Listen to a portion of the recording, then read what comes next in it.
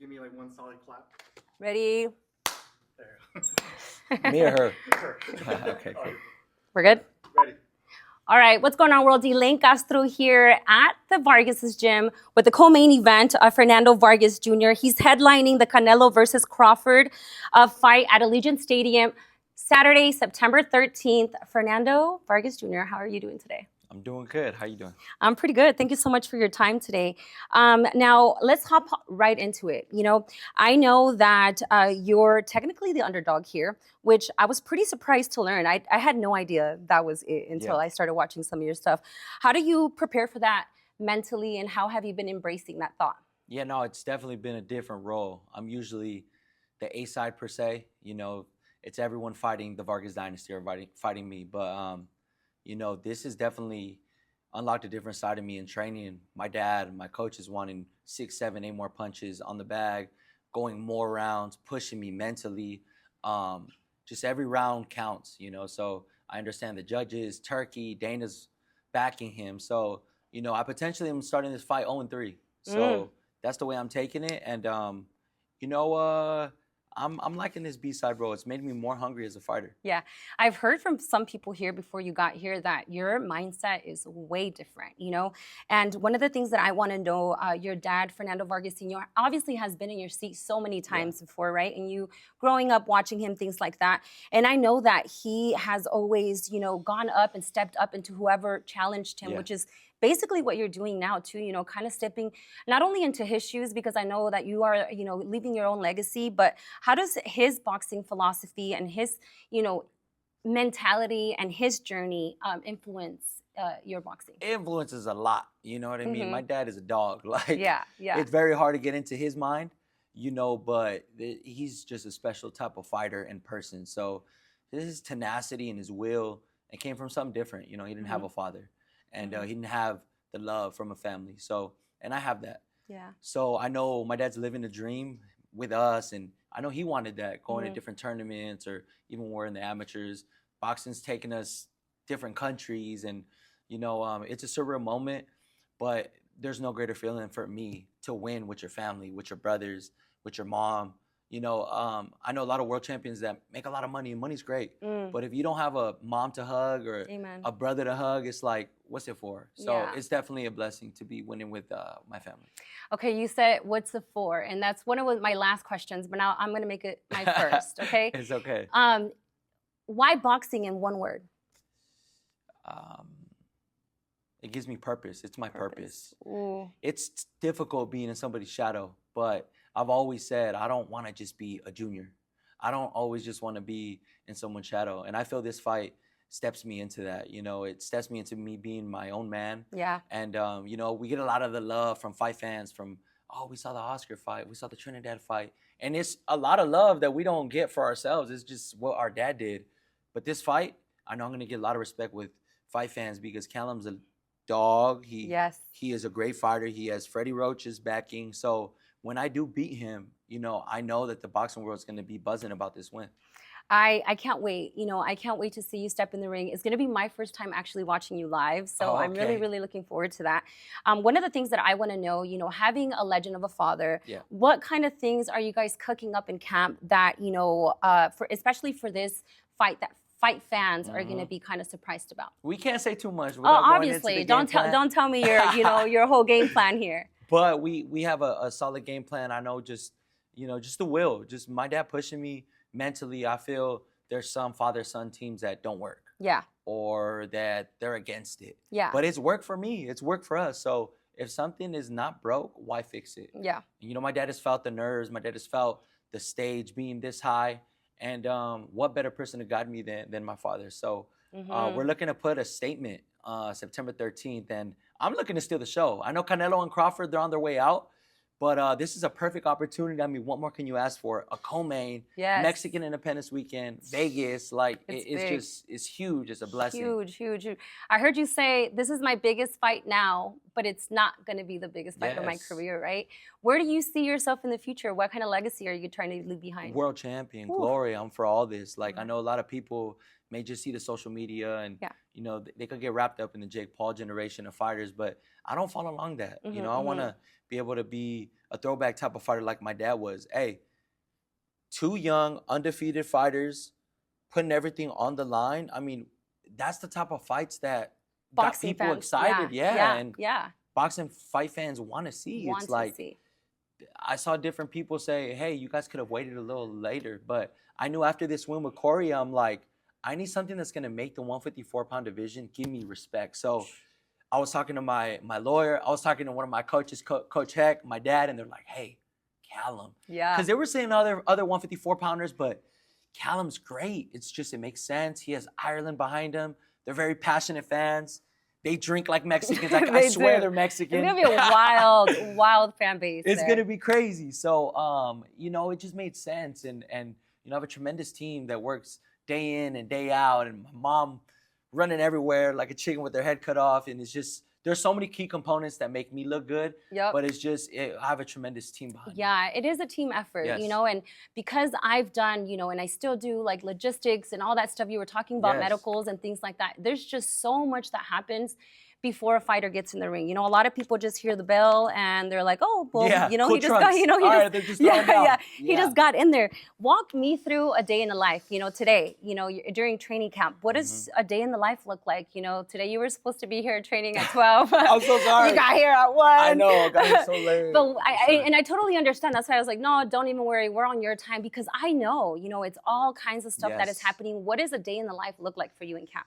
Well, today I had massage therapy. I went to Project Wellbeing. Okay. And I had red light. They did some dry needling on me, some Yeah. cupping. Yes. So all that stuff is just like, I know a lot of people say, oh, train hard, train hard, train hard. But you got to recover hard as well, you know? And it's like a lot of people praise the training, but there has to be a method to your madness. If you're Yes. training too hard and you're getting like 3-4 hours of sleep, you know, you have to recover well. So that's just something that my dad has implemented, just, you know, taking care of your body, listening to it.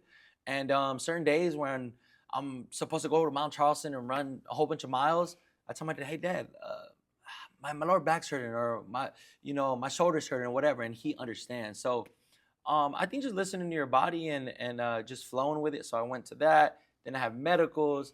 Then it's just crazy. My schedule's crazy. Trust, close it's to fight crazy. time. It is crazy.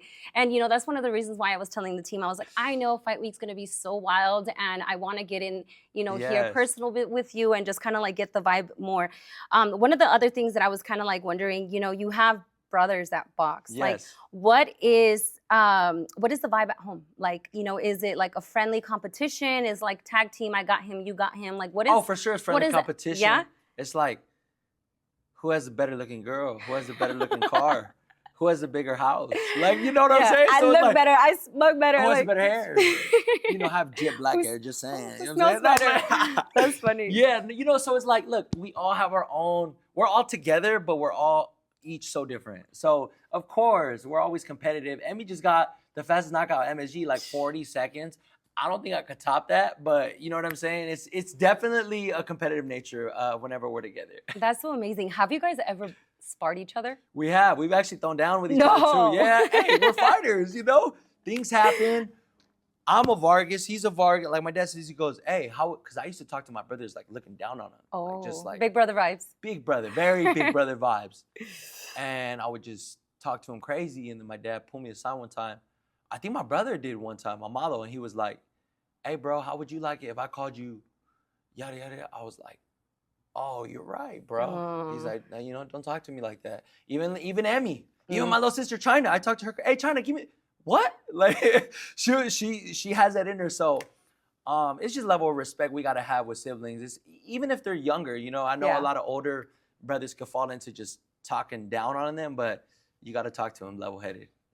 I love that you said like it's friendly competition even with your sister, you know, like, Yes. because I feel like that kind of like being the only girl with a, like, you know, No. being around so many No guys. one's touching her. Yeah, I can imagine that. So it's right like, now she's dating this little photographer. this little photographer. Yeah, and he, you know, he's our videographer. He's pretty good. Okay. But he acts like his job's so hard making us look good. I'm like, Okay. bro, that, you know, that's easy, bro.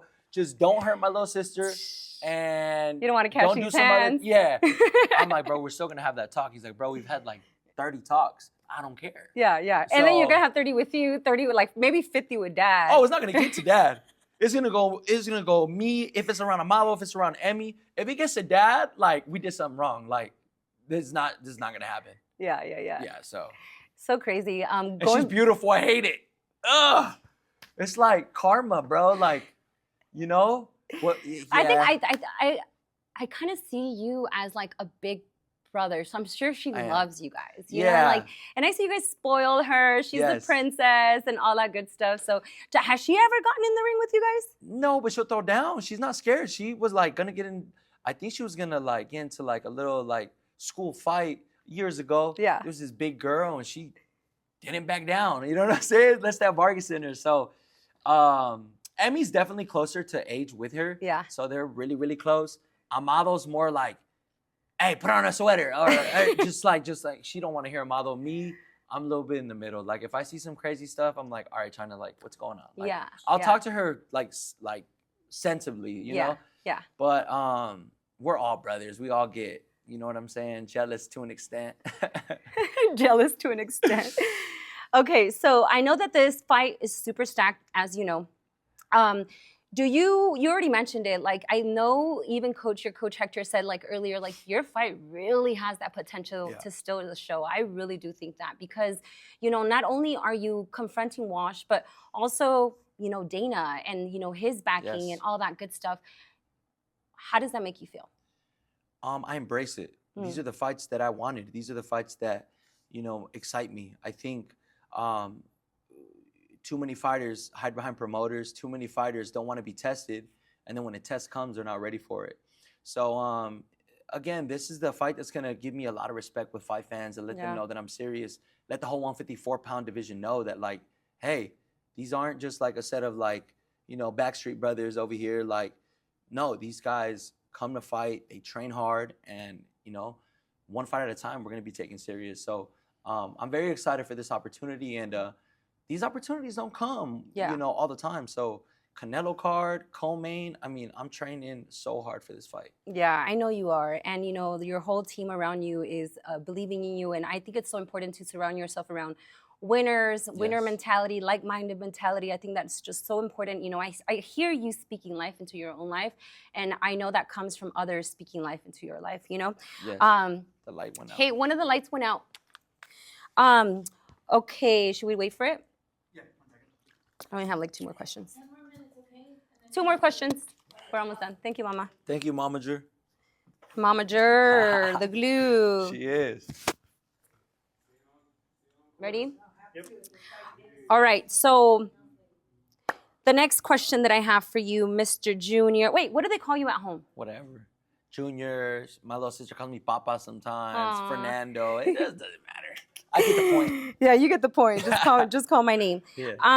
Okay, so the main event, Crawford and Canelo. Yes. I know you sparred Crawford. Yes. Do you think it's smart business for him to be going 2.5 weight classes up to confront Canelo? And do you see yourself doing something like that? That's a great question. I think you got to respect Crawford for wanting to achieve greatness. He hasn't, I mean, no one's ever done something like that, let alone Canelo, you know. It's a tough task, but I could see Crawford edging out on points, but he has to fight a perfect fight. Yeah. I could also see Canelo, you know, letting Crawford get off early and then eventually putting his punches together and stopping him, or if not, getting, you know, knocking him out. So this fight could go either way, you know. It could be a super one-sided fight, or it could be a super competitive fight. And that's what makes it interesting. Canelo's on his way out, and Crawford is just his skill set. He could fight in any generation. I just feel the weight's a little too much. I'm going with Canelo. Yeah, I think it is too much, you know, but at the end of the day, I feel like Crawford has so much to gain. He does. You know, a lot to gain. Yeah. And it's not the same for Canelo in that sense. You know, he's going to get quite a bit of, you know, just backlash, if anything, because I feel like, you know, he hasn't really been confronting people that, you know, they want to see him fight, you know? He hasn't been getting knockouts. I mean, his last knockout was against Caleb. The way he's been, you know, fighting is he hasn't been throwing, you know, punches and bunches like how he used to. So playing it safe a little bit, no? Yeah, and you know, he's on his way out. You know, they say it's hard. I mean, he's almost a billionaire, right? So for him to continue to be motivated, it's just like, that's unbelievable, you know? But it makes it interesting because Canelo's, in a sense, on his decline or on his way out, and Crawford is just like, hey, I'm here. Like, I don't fear nobody, you know? So I have a lot of respect for Crawford. Every time we see each other, you know, we show each other love. And may the best man win. But I feel it's going to be Canelo. All right. You guys heard it here first from Junior. He has Canelo going out against Crawford. And my last question for you is, you know, this is one of the biggest stages of your career. What message do you want fans to remember about you on fight night? I want them to remember that this Junior came to fight, and this Junior is here to compete with the highest level. And I'm here to stand on every son of legend, that you don't have to just receive what your father gave you or just get these hand-me-downs, blessings, but you could earn your own stripes. And you're going to be respected from the moment you choose to separate yourself from that family, that legacy, that father. There's no disrespect. It got me to this point. But I know God has big plans for me. Amen. And I have plans to be world champion. I have plans in multiple divisions. Like, I'm here for glory. So don't let nobody put no limitations on you. People, because we're the Vargas brothers, they say, oh, he's too old. But then there's Olympians that are 27, 28, and they're not getting those same comments because I don't know why, but they say it to us. But, you know, expectations, not everybody gets them. So I'm very fortunate and privileged that people have high expectations of me, or even the people that don't feel that I'm going to win. Hey, Walsh is going to do this, is going to do that. I've been seeing these comments, and usually for these fights, it's like, yeah, Team Vargas, like Vargas Dynasty. This one's like, oh, Walsh is going to mop the floor with you, 3rd round knockout. Wow. So I just know I hit another level, you know, and it's just like, it motivates me in every training and like in sparring. Those comments come to me and I'm just like, nope, it's not going to happen. So September 13th and the new. And the new. I love that for you. I always wish you well. Thank Que you. Dios te bendiga siempre, Gracias. you know, a ti y a tu familia. And, you know, we'll get more of you later on today, hopefully. But yeah, there you guys have it. Fernando Vargas, thank you so much for your time. Thank you. Junior, Let's in go. the house. Let's go. Appreciate It's a you. wrap. Yes.